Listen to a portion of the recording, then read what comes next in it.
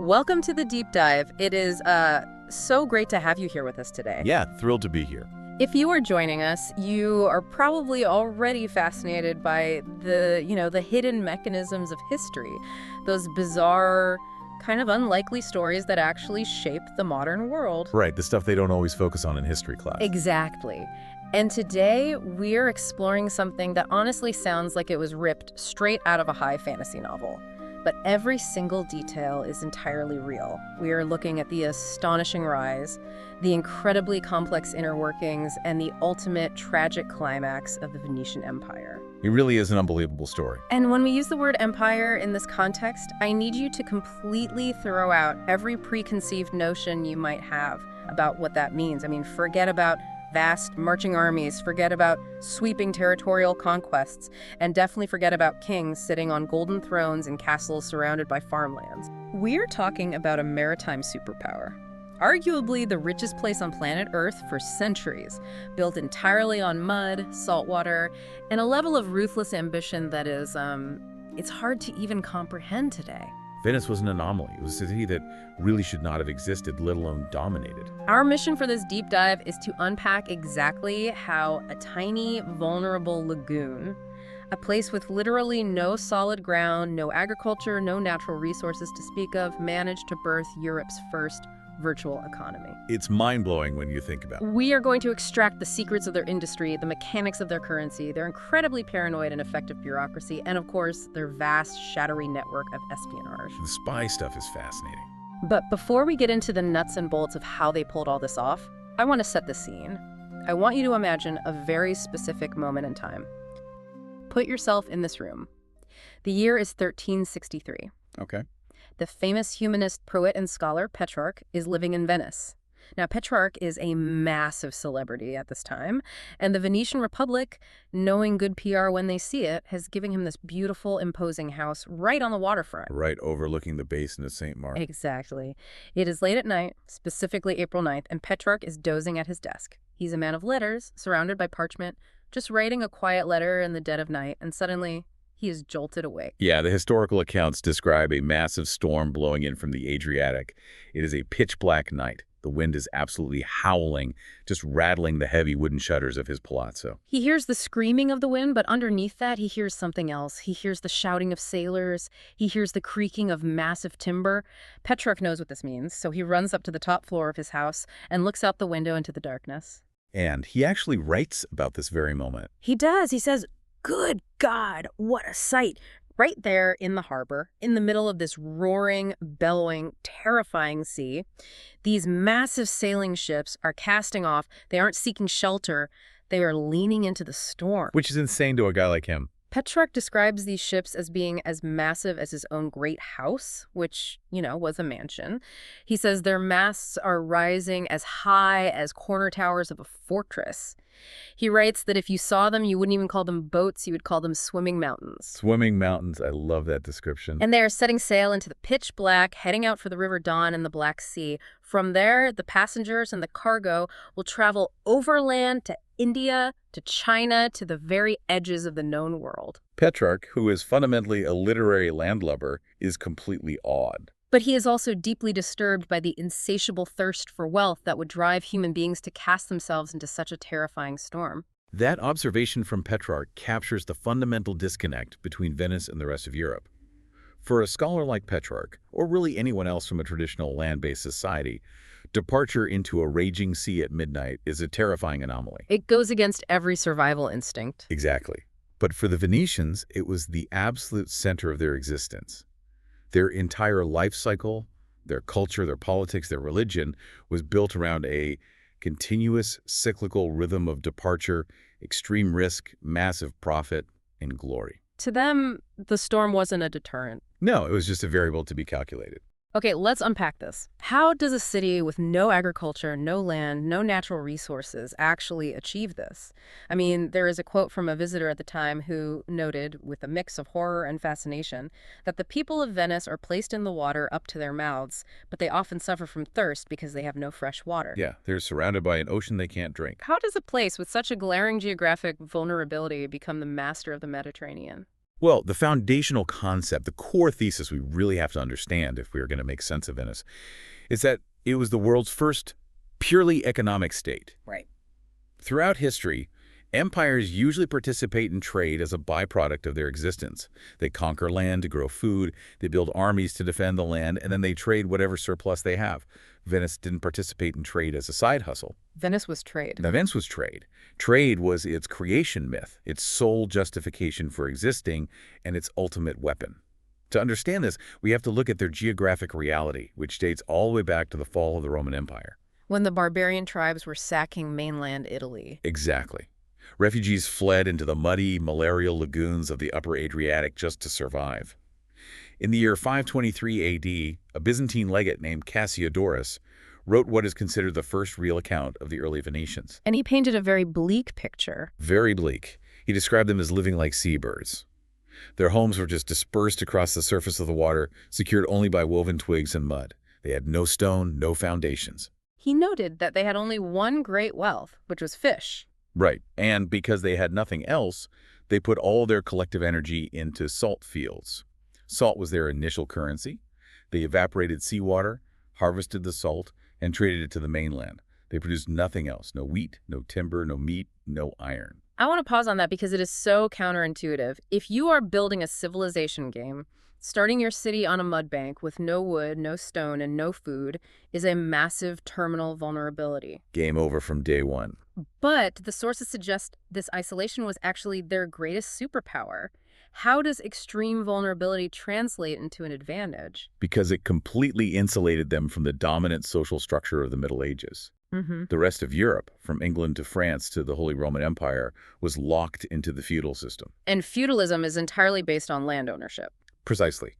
A king owns the land, he gives it to lords and knights in exchange for military service, and serfs are tied to the earth to farm it. It creates a very rigid vertical hierarchy. But Venice had no land. You cannot farm a saltwater lagoon. Therefore, you cannot have landed lords, you cannot have knights on horseback, and you cannot have serfs. Instead of a feudal aristocracy, they naturally developed a society of merchant princes. The extreme harshness of their environment, the constant threat of the sea, the lack of basic necessities bound these refugees together in a unique kind of patriotic solidarity. Everyone was literally and metaphorically in the same boat. Their survival didn't depend on who had the most fertile valley. It depended entirely on their ability to build a boat, navigate the lagoon, carry goods from point A to point B, and calculate a profit. That structural difference is huge. It means while the rest of Europe is fighting over invisible lines on a map to see who gets to tax a wheat field, the Venetians are looking outward. They're treating the entire ocean as their territory. And they developed this incredibly intense, almost terrifyingly spiritual relationship with the water around them. It wasn't just a physical space, it was part of their identity. The sources point out that they actually changed the gender of the word for sea in their specific Venetian dialect. In standard Italian, the sea is il ma, which is masculine, but the Venetians called it la mar, making it feminine. They did this because they considered the sea to be their literal bride. And this wasn't just some poetic metaphor. They acted it out in a massive state rituals every single year on Ascension Day. They called it the senza, the marriage to the sea. It was a spectacle of statecraft and psychology. I want you to picture this. The Doge, who is the elected leader of the Venetian Republic, boards this magnificent, impossibly opulent golden barge called the Bucentoro. The entire city comes out to watch. The barge is rowed out past the barrier islands to the very mouth of the lagoon, where the relatively calm waters of the lagoon meet the wild, open Adriatic Sea. The highest-ranking priests would stand on the deck, praying furiously for calm waters, asking God to make the sea quiet for them and for all who sail upon her. And then the Doge would step forward, take a consecrated golden ring, and hurl it into the churning water, officially marrying the sea. He would recite a specific Latin phrase, Desponsimus te mare, in insignum veri perpetuic domini. We wed thee, sea, as a sign of true and everlasting domination. It sounds incredibly romantic and triumphant on the surface. It does. But when you dig into the historical context and the primary sources, it becomes very clear that this ritual was fundamentally an act of propitiation. It was born out of deep existential dread. They were terrified of their own bride. Absolutely. The sea was their lifeblood, the source of all their wealth, but it could, and frequently did, destroy them without warning. You see that stark reality perfectly illustrated in the accounts of the terrifying storm of 1106. Oh, that story's wild. The chronicles describe a sirocco wind, a hot, violent wind from the Sahara, blowing up the Adriatic with unusual sustained force. The sea began to literally groan under the pressure. The accounts mention birds squawking in panic, and bizarrely, eels were seen leaping out of the lagoon waters, trying to escape the pressure changes. When the storm surge finally hit, the sea rose up like a wall and completely swallowed an entire barrier island town called Malamocco. It didn't just flood it, it erased it. The town simply vanished. For generations afterwards, sailors whispered that you could see ghostly stone foundations visible deep underwater at low tide. That is the precariousness the Venetians lived with every single day. The Senza wasn't a celebration, it was a plea. It was them begging the sea not to swallow them whole. So you have a population trapped on mud banks, terrified of the ocean, with no food or wood of their own. To survive that kind of relentless pressure, they became the ultimate middlemen. And what's fascinating is how completely amoral they became about it. They existed geographically and culturally right on the fault line between the Byzantines and Islamic East and the Catholic West. And they played both sides with breathtaking cynicism. The Pope in Rome would issue strict papal bulls, essentially declaring international sanctions. He would say, under threat of excommunication, no Christian nation can sell war materials to the Islamic world. The Venetians would receive these edicts, and their response was essentially a collective shrug. They would tell the Pope, we live on water, we have to eat, we only know how to trade. And then they would turn right around and sell vast shipments of timber, iron, and even slaves directly to the Mamluk sultans in Egypt and the Ottoman Turks. They were arming the very empires that Christian Europe was trying to crusade against. That must have made them incredibly unpopular in Europe. It earned them universal distrust. The standard Venetian excuse for defying the Pope was always commercial necessity. They constantly pleaded that they were a special case, exempt from the moral rules of the mainland because of their geographic hardship. But the reality is they simply didn't care about the religious wars of Europe unless there was a profit margin attached. They were pragmatic to the bone. Which leads to one of my absolute favorite, most surprising details from the source text.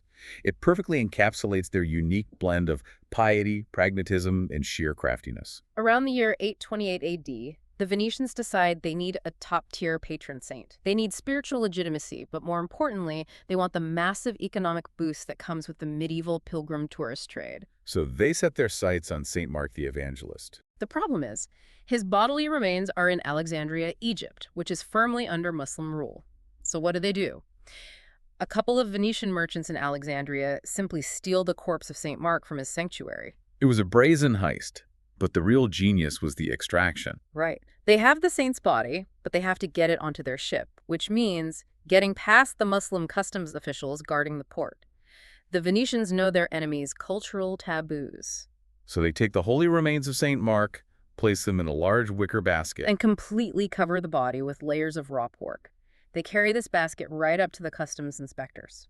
The Muslim officials, who find pork religiously unclean and physically repulsive, take one look at this bloody, foul-smelling basket, recoil in disgust, and wave the merchants through without digging any deeper. The Venetians smuggle a major biblical figure out of Egypt hidden under bacon. It is the most perfectly Venetian story imaginable.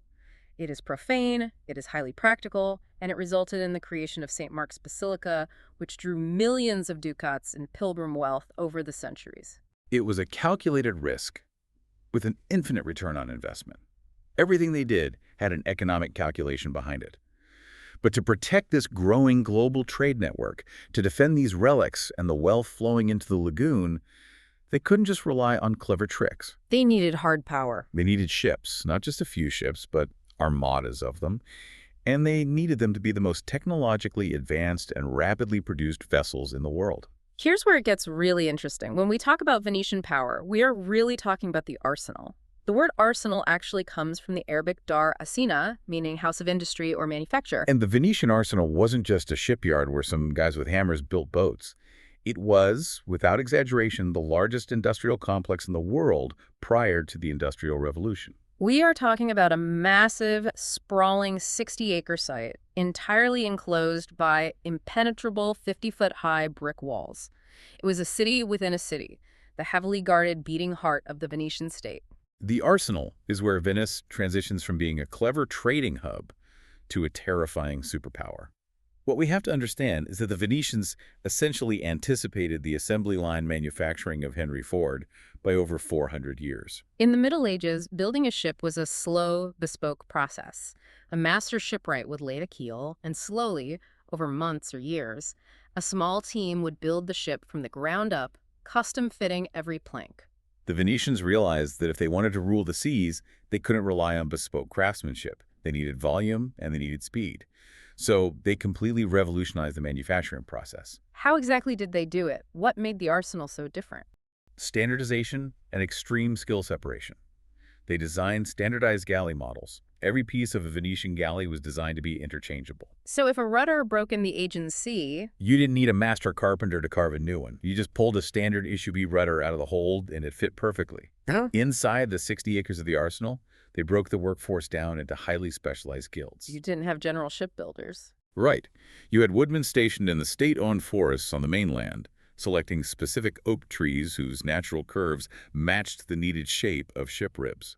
The timber was shipped to the arsenal, where specialized sawyers cut it. Then you had dedicated caulkers who only sealed hulls. You had smiths forging identical nails, sailmakers sewing standard canvas, and rope weavers. They manufactured the parts continuously and kept them in vast, dry storage sheds in kit form. The hull of a ship could be built and left bare, while all the internal components were stockpiled. This leads to an incredible eyewitness account from the sources. In 1436, a Spanish traveler and writer named Pero Taffer manages to get a tour of the arsenal. He is absolutely blown away by what he sees, and his description reads like something out of a modern automotive plant. He describes watching an empty, bare wooden galley hull being towed down a central channel of water within the complex. On either side of this water channel are large brick storehouses, each with windows opening directly over the water. It was a literal assembly line, but the line was a canal. Exactly. As the bareboat is pulled along the channel, workers are handing specific components out of the windows in a perfectly choreographed sequence. As it passes the first window, the cordage and heavy ropes are dropped onto the deck. It moves forward. From the next window, the hardtack bread and rations are loaded. From the next, the ballistas, the crossbows, the swords, then the sails, the oars, the rigging. By the time this bare wooden hull reaches the end of the channel, the entire crew has boarded, the weapons are mounted, the sails are ready, and the ship is fully armed and equipped for war. Taffer writes that he watched them crank out 10 fully armed war galleys in just 6 hours. For a medieval observer, this was practically witchcraft. The psychological impact of that capability cannot be overstated. If a rival nation destroyed a Venetian fleet, it might take that rival years to rebuild their own forces. Venice could replace an entire armada in a matter of weeks. But speed is dangerous if the quality drops. And out on the unforgiving sea, a shoddy piece of woodwork didn't just mean a delay, it meant the death of hundreds of men and the loss of thousands of ducats. So the arsenal was underpinned by a brutal, obsessive focus on quality control and accountability. And when you say accountability, you mean literally life or death for the workers. Quite literally. Yeah. The state made unconditional demands on its workforce. Let's look at the Tana. This was a massive 1,000-foot-long building inside the arsenal dedicated entirely to rope making. Because rope is the lifeline of a sailing ship. If the main halyard snaps during a storm, the ship capsizes. So the state required that every single rope spinner mark their specific bobbins of hemp with colored tags. They had a complex cataloging system. So if a Venetian galley was in the Mediterranean and a rope snapped, The captain would retrieve the broken end, find the colored tag, and send it back to the Council of 10. The state knew exactly which individual worker in the Tana had spun that specific length of rope, and that worker would be severely punished, potentially imprisoned, or worse. if a mast snapped in high winds, the master carpenter who fashioned that specific mast was held personally, financially, and criminally responsible. It is the ultimate skin in the game. You cannot cut corners if your life depends on the product holding up 3,000 miles away.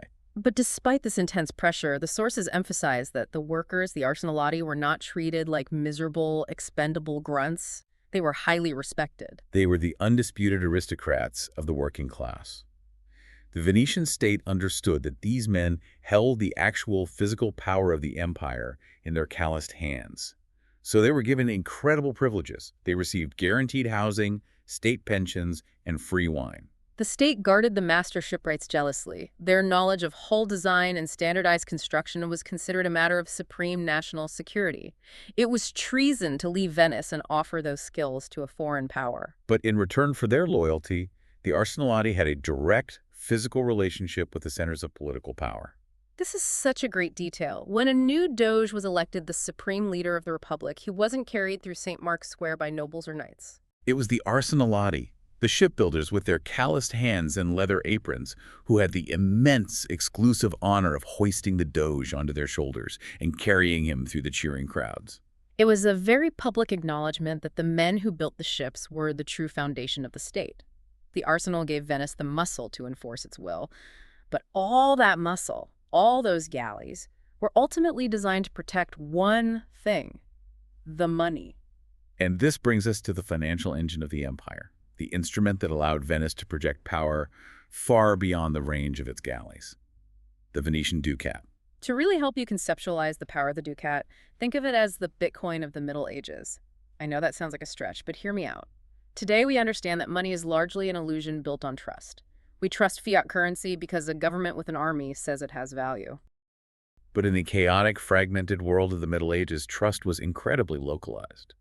A coin minted by a French king was viewed with deep suspicion by an Arab merchant in Damascus. Kings and popes were constantly manipulating their money. If a king needed to fund a war, he would just recall all the silver coins, melt them down, mix in 20% cheap copper or lead, restrike them, and pretend they were worth the same amount. This is called debasement, and it caused massive inflation and destroyed international trust. The Venetians recognized that for global trade to function smoothly, there needed to be a frictionless, universally trusted medium of exchange that transcended politics, religion, and borders. They needed a currency that was undeniable. So in 1284, they introduced the ducat, and they made a collective ironclad decision. They would never, ever debase it. The ducat wasn't backed by the military might of a vast land army. It was backed entirely by its pure algorithm. And in this case, the algorithm was its metallurgical purity. A ducat was strictly legally mandated to be 98% pure gold, weighing exactly 3.545 grams. It was a completely decentralized store of value because its worth was intrinsic to the object itself, not the face stamped on it. The credibility of the ducat became unassailable. Over centuries, while the currencies of France, England, and the Holy Roman Empire wildly fluctuated in value, the ducat remained absolute. It became the default reserve currency of the known world. It stretched across hemispheres, penetrating markets far beyond the physical reach of Venetian merchants. The sources mention a detail that just blew my mind. The ducat traveled so far along the Silk Road and the Indian Ocean trade routes that it eventually reached deep into the Indian subcontinent.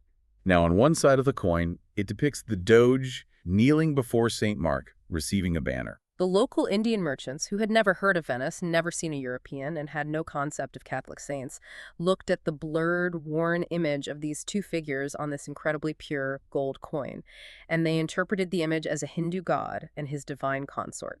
They didn't know what Venice was, but they knew the coin was perfect. That is how far outside of its cultural origin this money traveled. It stripped away all religion and politics and became purely a vehicle of commerce. It was so powerful that even Venice's greatest geopolitical enemies were forced to use it. When Sultan Mehmed II conquered Constantinople and established the mighty Ottoman Empire, he eventually decided he needed to project economic power. So he started minting his own gold coins in a direct copy of the Venetian ducat. He matched the weight and the purity exactly, and he even stamped his coins with the boastful title, the Coiner of Gold. But the historical irony is that even after Mehmet did this, the Mamluk sultans in Egypt and the traders in the Levant often still preferred the original Venetian ducat. The trust in the Venetian brand was just too deep. And all of that global trust, all of those golden ducats and all the physical wealth they represented, the spices, the silks, the slaves, flowed back to one specific bottleneck in the lagoon: the Rialto.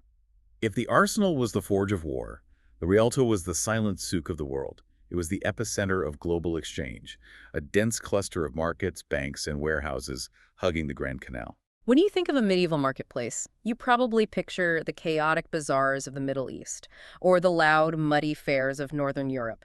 People screaming prices, haggling aggressively, animals making noise. But the sources describe the Rialto as something entirely different. Visitors were struck by the atmosphere. One observer noted that there was no voice, no noise, no insults, no disputes. It was demure, serious, and almost reverently quiet. You have to picture hundreds of men in dark woolen gowns, communicating in low murmurs, writing in ledgers, transferring thousands of ducats with the stroke of a quill. It was the quiet hum of a massive server farm rather than the shouting of a bazaar. It was quiet because the stakes were incredibly high, and the business was intensely complex. This was where the wealth of the world was tallied and redistributed. The sheer variety and volume of goods converging on this single mud bank is staggering. It's basically the Amazon fulfillment center of the 15th century.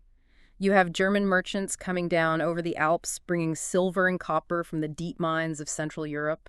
You have Venetian galleys arriving with premium Cotswold wool from the sheep farms of England. You have ships coming down the river systems from Russia, loaded with dense furs, honey, and wax. From the east, you have delicate glass from Syria, and of course, the incredibly lucrative spices from India: pepper, nutmeg, cinnamon, cloves. But they also traded in bizarre commodities. The sources note that merchants at the Rialto were actively selling mumia. Yes, ground-up Egyptian mummies. Literally, human remains looted from the ancient tombs in the Valley of the Kings, brought to Venice, ground into powder, and sold at premium prices to European nobles who ingested it as a magical medicine to cure ailments. It is grotesque. Oh. But to the Venetians, it was just another line item on a ledger. Okay. If there was demand in Paris, Venice would supply it. But managing this massive, chaotic flow of goods from all corners of the globe couldn't be left to chance. Exactly. The Venetians hated chaos. They recognized that time was money, and idle ships in port were a massive drain on capital. So they instituted a system called the muda. To understand the muda, you have to think of it as a meticulously scheduled, state-controlled network of maritime convoys. They didn't just let merchants sail whenever they felt like it. The Venetian Senate heavily regulated international trade. They understood the mechanics of global weather systems better than anyone else in Europe. They mapped the winds. They knew that the massive monsoon winds in the Indian Ocean dictated exactly when the Arab dhows could sail from India to the Red Sea, which meant they knew exactly what month the spices would arrive overland at the ports of Alexandria or Beirut. Working backward from that natural timetable, the Venetian Senate would rigorously dictate the departure times of their own state-built galleys. A fleet would leave Venice, sail down the Adriatic across the Mediterranean, and arrive in the Levant precisely when the spices hit the docks. There was no waiting around. None. The Senate strictly limited the duration of their stay in foreign ports. A fleet captain might be given exactly 20 or perhaps 28 days to load cargo. On the exact mandated day, regardless of whether every merchant had finished their business, the fleet sailed. Why? Because they had to race back to Venice to meet another timetable. They had to arrive just as the snows were clearing on the Alpine mountain passes, which was the exact moment the German merchants could cross over into Italy with their silver to buy the newly arrived spices. It is a perfectly choreographed global ballet, powered by wind, standardized ships, and pure greed. It is breathtaking efficiency. But this raises an important question. Even with the best ships and the best timetables, this is incredibly risky. Extremely risky. Sending a fortune in gold or spices across the Mediterranean in the 1400s means facing violent storms, jagged reefs, and heavily armed pirates. If you are a merchant and you put your entire life savings into a cargo of pepper and that ship goes down in a storm off the coast of Greece, you are ruined instantly. How did an economy survive that level of catastrophic, localized risk? That is perhaps their greatest innovation. The Venetians understood long before anyone else that group solidarity was their best defense against extreme volatility. An individual merchant can be ruined by a shipwreck, but a collective system can absorb the shock. So they developed and utilized a system called the Codimo. Which is essentially an early mutual marine insurance fund. Exactly. It functioned like a mandatory mutual fund for risk management. Every Venetian merchant operating in a specific region, say Alexandria or Constantinople, was required to pay a percentage of their cargo's value into the Codimo fund. It was heavily regulated by the state. Now, this fund wasn't just to pay out for shipwrecks or pirate attacks. It was also designed to manage geopolitical risk. Right, because trading with hostile empires is inherently dangerous. Yes, let's say a Venetian merchant is operating in Egypt, and a corrupt Mamluk official decides to arbitrarily extort him, demanding a massive, illegal bribe to release his cargo. or perhaps confiscating his goods entirely. If that merchant had to bear the cost alone, he would go bankrupt. But under the Conomo system, the financial penalty of that extortion was shared across the entire Venetian trading colony in that city. The fund paid the bribe or covered the loss. They absorbed the shocks collectively. They knew that if one prominent merchant defaulted on his debts or went bankrupt, it risked the reputation, the credit rating, and the physical safety of the entire Venetian trading community. By socializing the risk, they ensured that the spice must flow no matter what individual disasters occurred. So it is heavily regulated, legally enforced, mutual survival. Yeah. And to protect this massive, complex trading machine, this web of insurance and timetables, they realized they couldn't just rely on treaties. They had to build an empire to physically guard the route. But again, it's not an empire in the way we traditionally think of one. If we connect this to the bigger picture, the Venetian Empire, what they proudly called the Stato da Mar, which translates to the state of the sea or the territory of the sea, was fundamentally different from a terrestrial empire like Rome or the British Empire in India. It wasn't about conquering vast tracts of inland territory or subjugating millions of peasants to farm wheat and pay taxes. Venice simply didn't have the population to occupy huge land masses, and they didn't want to. Land requires armies to defend, and armies are a drain on profit. So what did this empire actually look like on a map? It looked like a string of pearls. It was a highly strategic, pinpoint network of deep-water ports, fortified way stations, and radar stations stretching from the lagoon down the Adriatic, around Greece, and into the Aegean and Mediterranean. We are talking about places like the islands of Corfu, Crete, and Cyprus, and mainland fortress towns like Modon and Coron on the southern tip of the Peloponnese in Greece. The Venetians actually had a great nickname for Modon and Coron. They called them the Eyes of the Republic. They were literal listening posts. Because they sat right on the maritime highway between east and west, every single Venetian ship returning from Egypt or the Black Sea had to stop there. The captains were required to pass on intelligence to the local Venetian governor news about pirate fleets, the movement of Ottoman navies, fluctuations in spice prices in Alexandria. This intelligence was then put on fast courier galleys and rushed back to the Council of Ten in Venice. It was an information network. And beyond intelligence, these outposts provided the vital logistical support for the muted convoys. They provided safe harbor, fresh water, repairs from local arsenals, and a secure place to wait out bad weather. But what's fascinating is how the Venetians treated these outposts visually and culturally. They essentially branded their empire like a modern, multinational corporation. This is where their sheer arrogance shines through. Everywhere the Venetians planted their flag, they physically altered the landscape to remind the locals and themselves exactly who was in charge. They carved the winged lion of St. Mark, their corporate logo, into every harbor wall, every castle gate, and over every public building. But they went further than just putting up a statue. They actively exported their urban planning.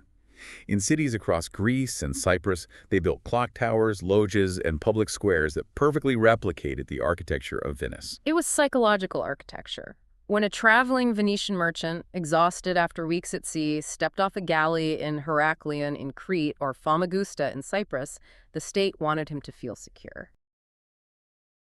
The architecture, the legal code, the weights and measures used in the market, the currency, even the twin execution columns in the main square, were all meticulously designed to make him feel like he was standing in a miniature, heavily armed version of Venice. It projected imperial power to the locals, and it provided deep psychological comfort and solidarity to the Venetians. But managing a string of fortresses thousands of miles away from the home office requires intense oversight. And this brings us to the dark side of the Venetian system, the paranoia. The Venetian state was structurally obsessed with control. Because their entire economy relied on trust and efficiency, they were absolutely terrified of corruption, embezzlement, or treason among their colonial governors. And this paranoia birthed one of the most terrifying bureaucratic innovations in history, the Proveditore. Right.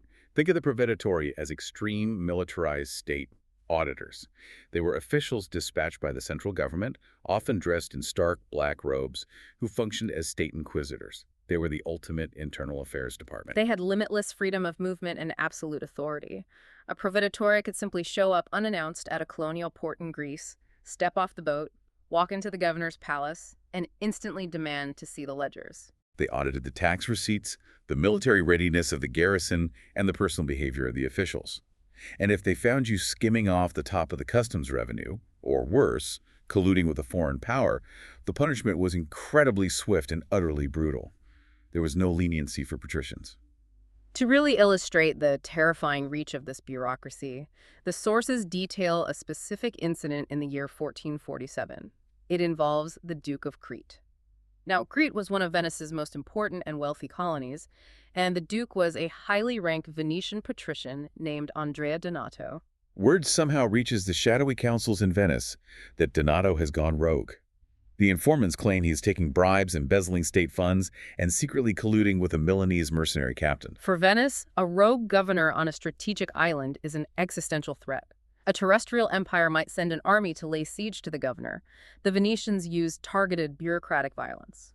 They didn't send a polite letter recalling him to the capital because that would give him time to flee or rebel. Instead, the Senate dispatched a trusted galley captain named Benedetto de Leggi. And they give him a set of highly classified sealed orders. This is where it reads like a spy thriller. The orders are essentially a strict kidnap protocol. They tell Captain de Legge, sail to Crete, do not tell anyone in your crew why you are going.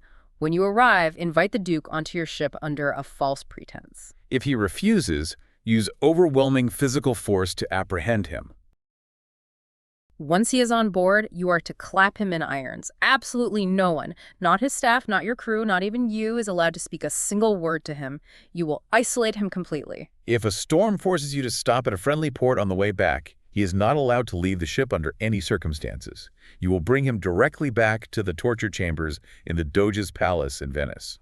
It is a chilling set of instructions. And the captain executes it flawlessly. He sails to Crete, snatches the highest-ranking official on the island out from under his own guards, and gets him back to the dungeons in Venice in a record 45 days. And what's the point of this story? It illustrates that the gravitational pull of the Venetian state was inescapable.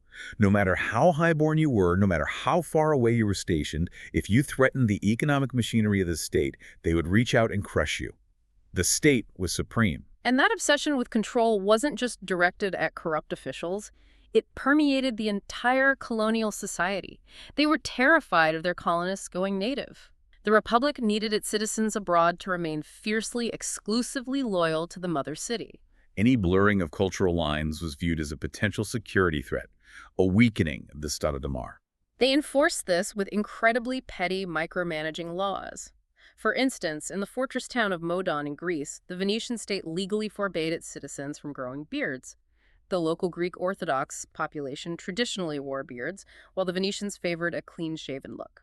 The state decreed that Venetians had to remain clean-shaven, so that in the event of a riot or an attack, a Venetian soldier could instantly and visually distinguish a loyal citizen from a Greek local. They legislated facial hair to maintain racial and cultural apartheid. It was all about control. Information control, cultural control, financial control. But there was another layer to this paranoia. How did the central government in Venice know that Andrea Donato was corrupt in the first place? They relied on an institutionalized system of informants. The lion's mouths, the Bush de Leone. This is one of the most sinister and fascinating aspects of their bureaucracy. Exactly. Throughout the city of Venice, and specifically inside the Doge's palace, the state installed these terrifying stone faces carved into the walls. They were often shaped like the faces of lions again, the symbol of St. Mark, or sometimes terrifying gargoyles. But they all had one thing in common. The mouth of the stone face was a narrow, open slot that connected to a locked wooden box on the other side of the wall. They were anonymous drop boxes for snitches. Precisely. Any citizen, at any time of day or night, could write down an accusation against a neighbor, a rival merchant, or a state official, and slip the piece of paper into the lion's mouth. The boxes were explicitly labeled for different types of crimes. There was a box for tax evasion, a box for blasphemy, and most importantly, a box for treason against the state. So if you saw someone taking a bribe or heard them bad-mouthing the Doge, you just drop a note in the slot and the secret police handle the rest. It was a bit more regulated than that, but the chilling effect was real. The keys to these boxes were held by the Council of Ten, this secretive state security apparatus. Now, the law stated that anonymous denunciations without evidence would be burned. But if the accusation contained specific verifiable details, or if it was signed, the Council of Ten would open a secret investigation. They would deploy their own spies to watch the accused. This system created an atmosphere of pervasive, low-level paranoia among the citizenry. You never knew if your business partner or your servant was slipping a note in the lion's mouth. It ensured that the citizens policed each other, saving the state the trouble.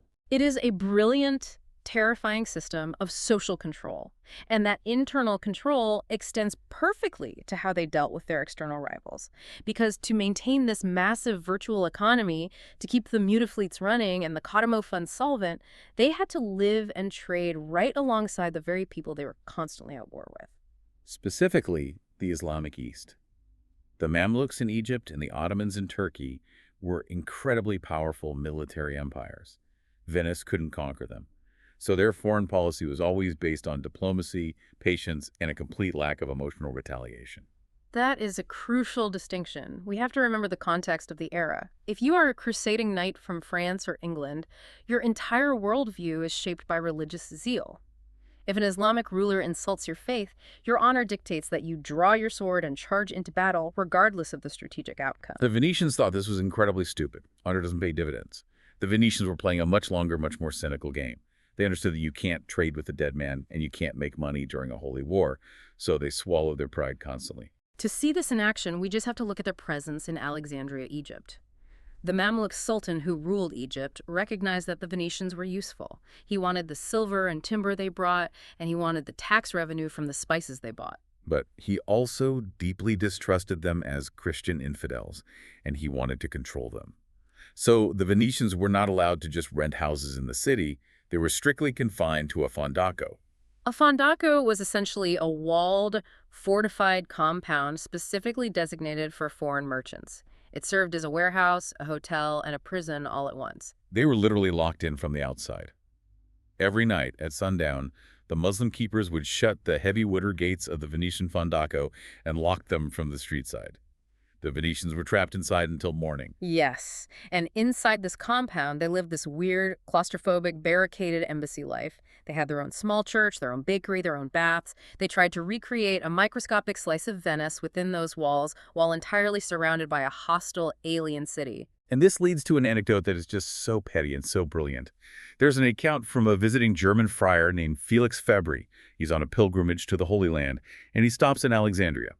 He gets a tour of the Venetian fondaco, expecting to see pious Christian merchants suffering nobly under Muslim rule. Instead, he walks into the central courtyard and is shocked to find a massive, filthy pig just wandering around grunting and eating garbage. Which is a highly significant detail in an Islamic city. Exactly. In Islam, pigs are considered haram, highly unclean. Bringing a pig into the heart of Alexandria was a massive, calculated provocation. The Venetians didn't keep it for bacon. They kept it out of sheer, unadulterated spite, just to annoy their Mamluk hosts and the Muslim guards who had to patrol the walls. And the kicker is, the Sultan knew about it, and he fined them for it. The Venetians willingly paid a hefty recurring fine to the Sultan for the privilege of keeping a spite pig alive in their courtyard. It perfectly captures their mindset. They will submit to being locked in at night to secure the spice trade, but they will happily pay a premium rate just to insult their hosts in a way that doesn't breach the trade agreement. It's a highly calibrated release of tension. But we shouldn't let the pig story distract us from the fact that underneath this bizarre, tense daily interaction, there was a very dark, very serious shadow war going on. Because while the Mamluks in Egypt were difficult business partners, the Ottoman Empire rising in the east was an existential threat. The Ottomans weren't just content to tax trade, they wanted to conquer the Mediterranean, and they were building a navy to do it. So how does a city of merchants fight a massive, militarized land empire that is expanding toward their sea lanes? The Venetian statecraft against the Ottomans was famously described by a contemporary diplomat as playing with a glass ball. It requires immense concentration and delicate handling. If the Ottoman Sultan threw the ball at you violently, say, by confiscating a ship or arresting a merchant, you couldn't throw it violently back because the ball would shatter.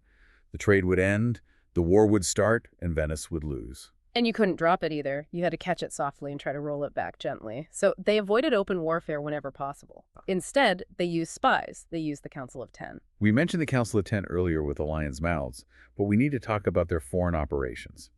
This was Venice's secretive security committee, an intelligence agency that operated with zero public oversight and a massive black budget. They ran a vast, sophisticated espionage network across the Mediterranean and deep into the Ottoman court. The Council of Ten treated espionage and assassination not as moral failings, but as standard bureaucratic instruments of statecraft. If an Ottoman general or a rival ruler was causing problems, the council didn't declare war. They simply opened a file on how to remove the obstacle quietly. And they aimed high. They were constantly, obsessively trying to assassinate Sultan Mehmed II, the man who conquered Constantinople and posed the greatest threat to their Stado de Mar. The historical records of the Council of Ten, which are meticulously kept because they audited their assassinations, just like they audited their spice cargoes, show that they authorized over 14 different, distinct plots to poison Sultan Mehmed. It really reads like a medieval spy novel. The council employed a network of freelance assassins, informers, and double agents. In the heavily encrypted official documents, these operatives were never named. They were referred to only as N. Agent N. It's literally James Bond in a doublet, and Agent N could be anyone. The Venetians used their immense wealth to turn people in the Sultan's inner circle. At one point, Agent N was Mehmed's own personal Jewish doctor, a man who had direct access to the Sultan's food and medicine. Another time, the plot relied on an Albanian barber.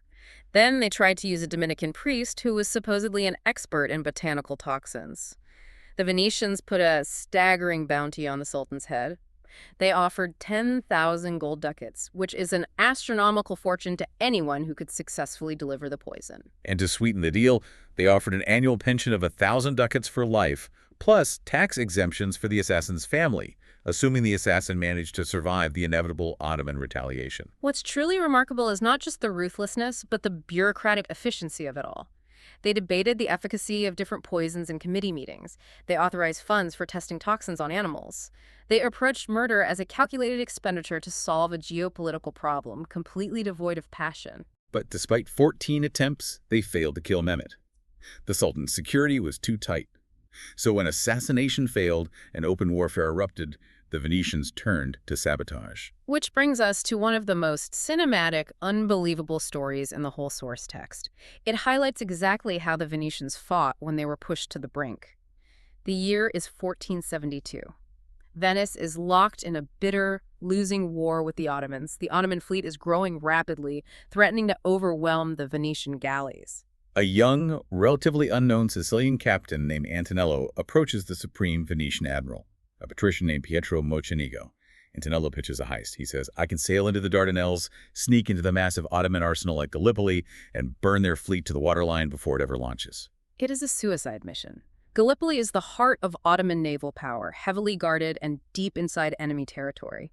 But Admiral Mocenigo is desperate. He realizes that a surgical strike is their best option, so he agrees. He gives Antonello a small, fast boat, 6 volunteers, and the necessary supplies. They load this small boat with barrels of gunpowder, sulfur, turpentine, and a massive, conspicuous pile of fresh oranges. The oranges are the brilliant part. They are the cover story. Right. Antonello and his 6 men sail right up the heavily fortified Dardanelles Straits in broad daylight, disguised as simple fruit merchants selling oranges to the coastal villages. They sail right past the Ottoman patrol boats, right into the harbor at Gallipoli. They wait for nightfall. Under the cover of total darkness, they slip ashore. They creep up to the heavy wooden doors of the Ottoman arsenal. They use heavy iron pliers to snap the locks. They sneak inside the massive, cavernous complex, carrying heavy sacks of gunpowder on their shoulders. They move quietly among the dry-docked Ottoman galleys, stacking the powder among the highly flammable sails, the dry rigging, and the wooden hulls. They lay a long powder trail out the door back toward the water. Antonello strikes a spark, touches it to the powder, and nothing happens. The gunpowder got damp on the boat right over. The salt spray ruined the explosive. It is a complete dud. They are standing inside an enemy arsenal, surrounded by guards holding wet sand. It is the ultimate nightmare scenario. But they don't panic. They pivot. They start desperately searching the dark storehouses. They find a massive stash of pitch and tallow. Now, these are highly flammable, sticky materials used for waterproofing the hulls of ships. They improvise. They smear the pitch and tallow over the Ottoman ships. They set that on fire, and because pitch burns incredibly hot and fast, the entire complex just goes up. The night sky over Gallipoli erupts into a towering inferno. As the flames spread, the Ottoman guards wake up in a total panic, screaming, trying to organize bucket lines. In the chaos, Antonello doesn't run away immediately. He runs deeper into the shipyard and starts personally setting the actual galleys on fire with a torch. Finally, as the heat becomes unbearable, he and his men sprint back to the water, jump into their little boat, and just row away into the darkness, leaving the Ottoman naval capacity crippled for the season. It is an incredible tactical strike. It requires immense bravery, quick thinking, and a complete disregard for traditional rules of engagement. But here is the tragic reality. Ultimately, these kinds of daring, asymmetrical raids, the spies, the poisonings, they couldn't stop the inevitable tide. The Ottomans had too many men, too many trees, and too much land. And more importantly, the internal character of Venice was beginning to undergo a fatal shift. This is the turning point. For centuries, the elite patricians of Venice, the men who sat in the Senate and commanded the fleets, were gritty seafarers. They grew up on boats. They understood the wind. They fought pirates hand to hand. They intimately knew the Mediterranean. Their wealth was tied to their personal courage. But by the late 15th century, the sheer, unimaginable volume of wealth pouring through the Rialto had transformed them. They stopped being salty merchants and became incredibly wealthy, soft aristocrats. We see a massive psychological shift. They start looking toward the Italian mainland. Instead of investing their profits back into new galleys or perilous trade ventures to the Black Sea, they start buying up large, safe country estates, villas in the Veneto region. They hire architects like Palladio to build them grand houses surrounded by farmland. They wanted to emulate the landed nobility of the rest of Europe. They wanted to be gentlemen, not sailors. So what does this all mean? When the ruling class of a maritime republic decides they prefer riding horses on country estates to commanding galleys in a storm, what happens to the empire? It means the patriotic solidarity that built the Stato de Mar in the first place began to fray. The wealthy elite no longer wanted to serve on the galleys. They didn't want to risk their lives, their comfortable lives, in violent storms or Ottoman cannon fire. The communal survival instinct was replaced by individual comfort. And we see the catastrophic, tragic culmination of this cultural rot in the year 1499 at a clash known as the Battle of Zonchio or the First Battle of Lepanto. The story of Admiral Antonio Grimani is the perfect, heartbreaking encapsulation of this decline. Grimani is the absolute epitome of the new Venetian elite. He is a patrician, he is astronomically rich, but he is fundamentally a businessman and a politician, not a warrior. He has made a fortune trading spices, but he has very little actual combat experience. The Republic, facing a massive new Ottoman naval threat, tasks Grimani with assembling a fleet to fight them. Now, in the old days, an admiral would inspire men with tales of glory, patriotism, and shared plunder. But Grimani operates differently. He sets up recruiting benches right in the Piazzetta, the public square in front of the Doge's palace. And to get sailors to sign up, he literally piles up 30,000 of his own gold ducats into 5 glittering mountains on tables in the sun. He is trying to buy courage. He is essentially hiring mercenaries from his own population. It was a transactional approach to warfare, and it lacked the spiritual fire of the early Republic. Despite this, Grimani manages to sail out with the largest, most expensive maritime force Venice had ever assembled. He has heavily armed war galleys, massive merchant cogs converted for war, and thousands of men. He thinks his sheer financial might will intimidate the enemy, but he severely underestimates the Ottomans. Sultan Bayezid II hadn't just been building standard galleys in the decades since Antonello's raid, he had been innovating. The Ottoman fleet that sails to meet Grimani includes 2 absolute monsters. The sources describe them as twin 1,800-ton round ships. To put that in perspective, these ships were exponentially larger than anything the Venetians had ever built. They were essentially floating wooden fortresses. They were packed with over 1,000 elite Janissary fighting men each. And crucially, for the first time in naval history on this scale, these Ottoman behemoths were carrying heavy broadside cannons capable of shattering a galley hull with a single volley. The technological edge had shifted to the east. Grimani's massive, expensive fleet intercepts this Ottoman armada off the coast of Greece. The moment of truth arrives. The survival of the Stato de Mar is on the line. And what happens? Total systemic paralysis. It is agonizing to read about. Grimani's subordinate captains, who are also wealthy noblemen, just refuse to engage. They look at these massive Ottoman floating fortresses, they calculate the risk, and they realize they don't want to lose their incredibly expensive ships or their lives. They literally ignore Grimani's orders to attack. They hang back. Now, an old-school Venetian admiral would have rowed his own flagship over to the mutinous captains and hanged them from the yardarm to enforce discipline. But Grimani freezes. He doesn't execute the captains, he just loses his nerve. He watches, frozen in indecision, as the smaller, faster Ottoman ships engage the few brave Venetians who did attack, slaughtering them. And then The ultimate humiliation. The massive Ottoman fleet simply sails right past the paralyzed Venetian armada and casually captures the crucial Venetian fortress port of Lepanto. It was a stunning, humiliating, and incredibly public defeat. The Venetians didn't lose because they were outsailed. They lost because they lacked the will to fight. The psychological blow to the Republic was devastating. The myth of the maritime invincibility of Venice, a myth they had cultivated for 1,000 years, was broken in a single afternoon. And everyone in Europe and the East knew it. The aftermath for Grimani was severe. He wasn't killed in battle. He was brought back to Venice in chains to face the fury of the populace. The scene of his return is so vivid. He arrives at night, specifically on the Day of the Dead. He is wearing shackles. He is paraded through the streets.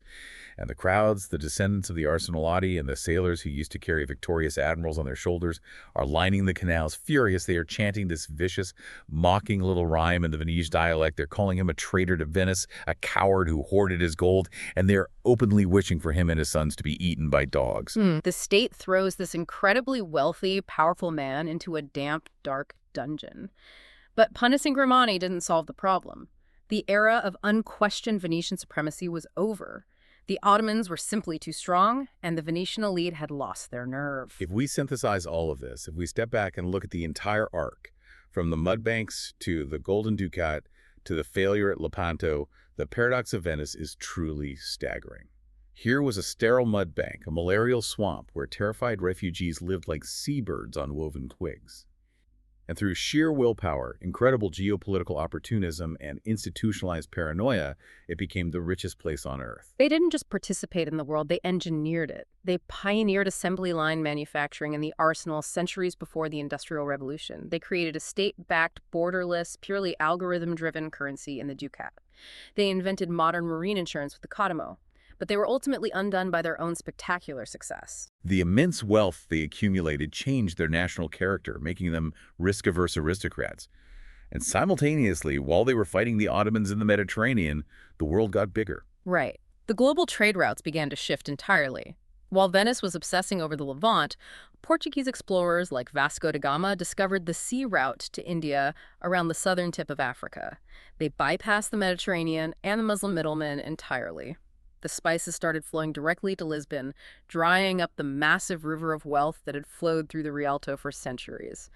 Venice went from being the center of the world to a beautiful, slowly sinking backwater museum. It is an incredible epic arc. From refugees hiding in a swamp to ruthless masters of the global economy to soft aristocrats decaying in declining palazzos. But before we wrap up, I want to leave you with a final thought, something we haven't touched on yet, but a detail that I think really brings the emotional weight of this bizarre empire into sharp focus. Fast forward almost 300 years after the disaster at Lepanto. The year is 1797. The Venetian Republic, after existing as an independent sovereign state for over 1,000 years, is finally permanently crushed by a young French general named Napoleon Bonaparte. Napoleon despises Venice. He marches his troops right into St. Mark's Square. He orders his men to chop up the majestic golden Bucentoro barge, the very ship used to marry the sea, and he burns it just to melt down the gold. He loots the arsenal. He steals the ancient bronze horses from the facade of the basilica. The Republic is dead. But across the Adriatic Sea, over in the colonies of Dalmatia, places like modern-day Croatia, places that Venice had ruled, taxed, and heavily exploited for centuries, the reaction to Napoleon's victory wasn't celebration. It wasn't liberation. In the small coastal town of Parasto, when the news arrived that Venice had fallen, the local colonial governor gathered the townspeople. He gave a deeply emotional, weeping speech, entirely in the Venetian dialect. And the local people, weeping alongside him, took down the red and gold flag of the winged lion of St. Mark. They folded it up, carried it into their church, and buried it beneath the high altar, treating it like a holy relic. I want you to think about that. You have an empire built entirely on ruthless, cynical profit. A state that micromanaged its colonies, legally mandated the facial hair of its citizens, heavily taxed its subjects, relied on anonymous drop boxes for informants, and treated espionage and assassination as standard business practices. Yet, at the very bitter end, after 1,000 years, it inspired such deep, tragic, overwhelming devotion in those exact same colonies. What does it take for a corporation to become a beloved homeland? How does a ledger of profit and loss, a history of pure economic calculation, become a flag worth burying with tears? That is the ultimate enduring mystery of Venice. Thank you so much for joining us on this deep dive into the mud, the gold, and the blood of the Venetian Empire. Keep questioning history, and we will see you next time.